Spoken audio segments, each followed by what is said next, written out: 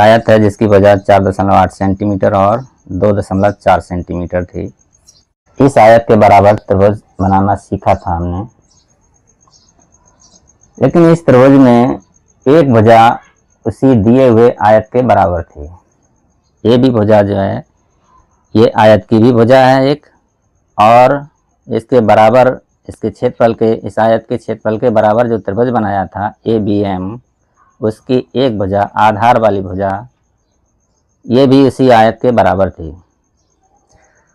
आज हम सीखेंगे कि अभीष्ट त्रिभुज की कोई भी भुजा आयत की किसी भुजा के बराबर नहीं होगी। देखिए ये त्रिभुज किस तरह से बनाते हैं। दिए गए आयत के बराबर ऐसा त्रिभुज जिसकी कोई भी भुजा आयत की किसी भी भुजा के बराबर नहीं होगी। एक सिंपल सी लाइन ड्रा कर लेते हैं। पहले हम दिया गया आयत बनाएंगे। एक सिंपल सी लाइन ड्रा करके एक निशान लगा देते हैं एक तरफ। उसके बाद प्रकार में दिए गए आयत की लंबाई के बराबर प्रकार में दूरी ले लेते हैं, जो कि 4.8 सेंटीमीटर है। ये हमने दूरी ले ली 4.8 सेंटीमीटर। आयत बनाने के लिए दोनों तरफ, दोनों सिरों पर परपेंडिकुलर लाइन खड़ी करनी होती है, वो हम करेंगे इस तरह से।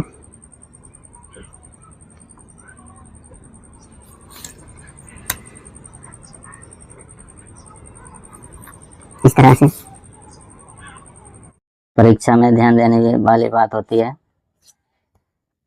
कि पूरा चित्र हल्की लाइनों से बनाया जाता है। उसके बाद निर्दिष्ट रेखाएं थोड़ी गहरी कर देते हैं और अभीष्ट रेखाएं थोड़ी और ज़्यादा गहरी कर देते हैं। इसलिए शुरुआत में जो चित्र पूरा बनाने से पहले पूरा चित्र हल्की लाइनों से बनाना चाहिए। 2.4 सेंटीमीटर है आयत की चौड़ाई, तो 2.4 सेंटीमीटर हम इसमें से काट लेते हैं और ये हमारा दिया गया आयत तैयार हो गया है। इस आयत के बराबर हमें एक त्रिभुज बनाना है जिसकी कोई भी भुजा आयत की भुजा के बराबर नहीं होगी।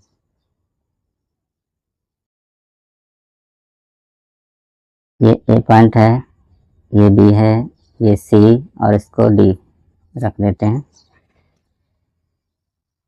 अब AD के बराबर AD के ऊपर एक चाप लगा लेते हैं, यानी AD का दोगुना कर देते हैं। और जहाँ पर दोगुना आता है पॉइंट, वहाँ से AB के समांतर एक रेखा खींच देते हैं। AB के पैरेलल एक लाइन ड्रॉ कर देते हैं इस तरह से।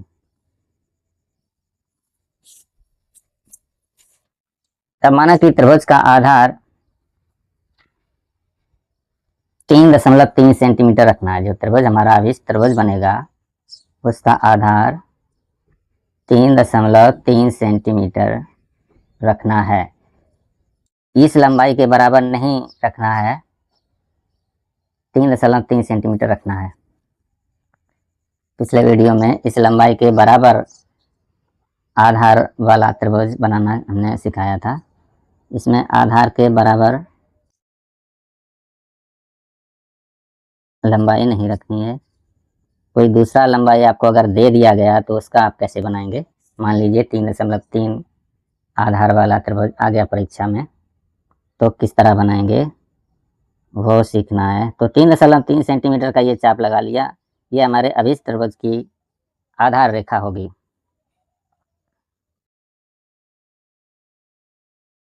इसके बाद इस रेखा पर यहाँ पर कोई भी बिंदु ले लेते हैं। मान लीजिए ये बिंदु ले लिया, यहाँ पर P बिंदु ले लिया हमने, P और A और PQ, इसका नाम रख देते हैं PQ, और PA को मिला दिया।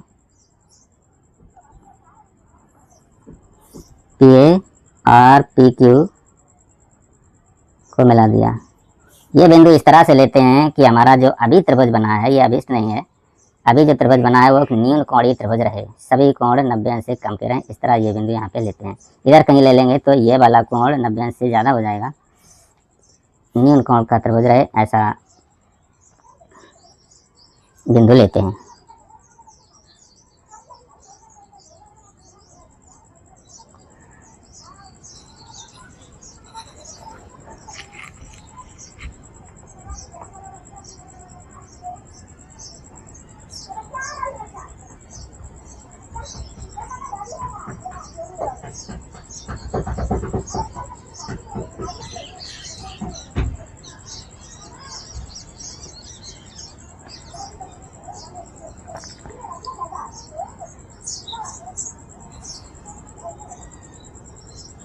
इसके बाद बी बिंदु से पी क्यू के समांतर एक लाइन ड्रा करते हैं।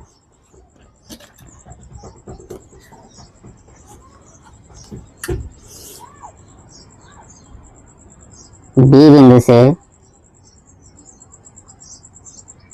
पी क्यू के समांतर एक लाइन ड्रा कर देते हैं।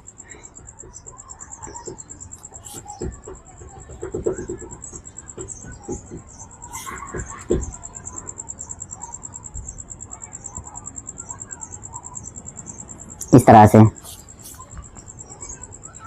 जो एपी रेखा को एम बिंदु पर काटेगी,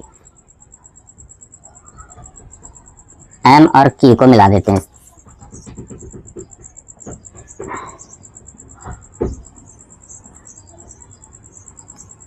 एम और क्यू को मिला देते हैं। ये हमारी एक अभिष्ट रेखा है, इसको डार्क कर देते हैं। इस तरह से ये हमारा अभिष्ट त्रिभुज जो हमें बनाना था वो बनके तैयार हो गया और इस त्रिभुज का नाम है ए क्यू एम। ये जो ए क्यू एम त्रिभुज बना है ये दिए गए आयत के क्षेत्रफल के बराबर है। ए क्यू एम त्रिभुज का क्षेत्रफल दिए गए आयत ए बी सी डी के क्षेत्रफल के बराबर है। इस तरह से ये त्रिभुज बनके तैयार हो जाता है, जिसमें हमारे अभिष्ट त्रिभुज की भुजा, आधार भुजा 3.3 सेंटीमीटर है।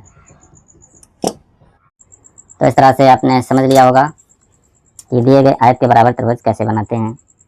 वीडियो अच्छा लगा हो तो एक लाइक कर दें और चैनल को सब्सक्राइब कर लें। धन्यवाद।